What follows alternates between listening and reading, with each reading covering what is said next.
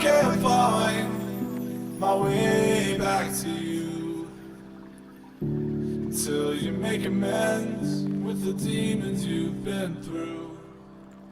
And I can't regret leaving you alone until you find your way back home.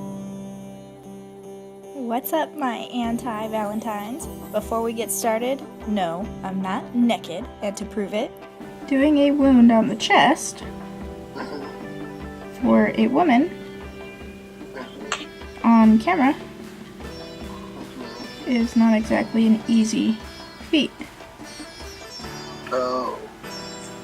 So, I'm sacrificing a sticky bra. For this tutorial, I will be going over how to make the chest wound, but if you also want to make the heart, which I highly recommend, I will link the exact tutorial I used in the description bar below. Your heart is about the size of your fist, so to start, I am just placing that against my chest where I want the wound to be, and going along those edges with liquid latex. To begin building up our wound, I am laying cotton right on top of the latex that I just sat down onto my skin, and then fully saturating that in another layer of liquid latex.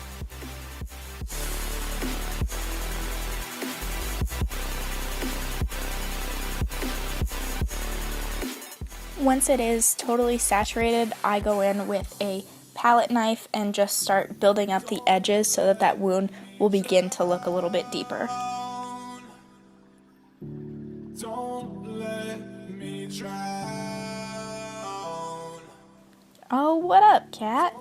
Guys, this is Mojo. Mojo, this is everybody.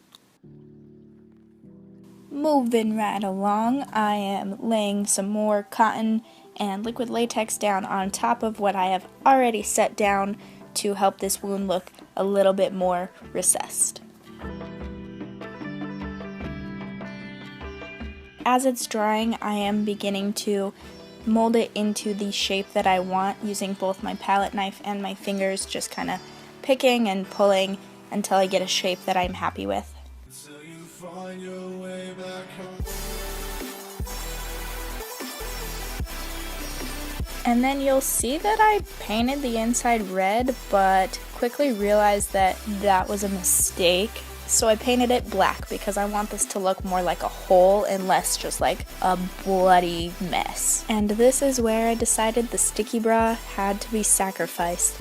And I then took latex and cotton all the way down and around onto the sticky bra. Now to make this liquid latex and cotton look more like skin flaps. Using a red water-activated paint, I am just painting the insides of those skin flaps with a very light wash of it, and you still can see a little bit of the latex popping through, but I think that gives it a little bit more of a realistic element. Then taking a brown water-activated paint, I am painting the outsides of the skin flaps because I'm going to go over them with a concealer that matches my skin tone, and I find that painting latex a little bit darker before doing that helps it match much better. And here you'll see me going over that with the concealer, and it will take a little bit of time to get this to blend onto the latex and onto your skin, so just keep working and building up the coverage where you need it. You alone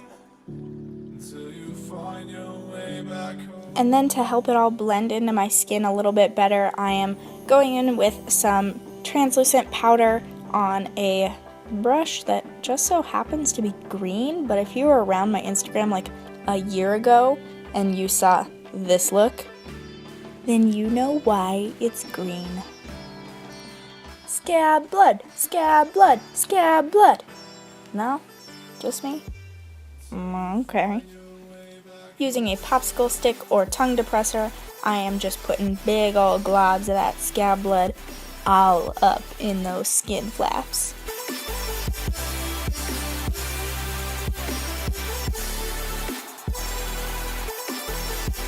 And then you'll see that I kind of get too excited and start putting blood on the outside of the skin flaps, and that was also a mistake, because before I put blood on the outside, I need to first put down some bruising and irritation. So using the Nye Bruise Wheel and this little stipple sponge, I am taking the purple and red shades and dotting that all over the areas where I want that irritation to be. Then using either your finger or a ripped up cosmetic sponge, start blending out all those little dots until it creates an irritation and or bruise that you are happy with. I was going more on the irritation side rather than the bruise side because if your heart just got ripped out of your chest, you probably wouldn't be bruised quite yet. I mean, if we're being realistic here. Okay, now it's time for blood to create a little bit more of a gory side, because this isn't already gory enough. Use a different stipple sponge with some scab blood on it. Start dabbing and swiping a little bit. You don't want this to look uniform or like it was meant to be there in any way.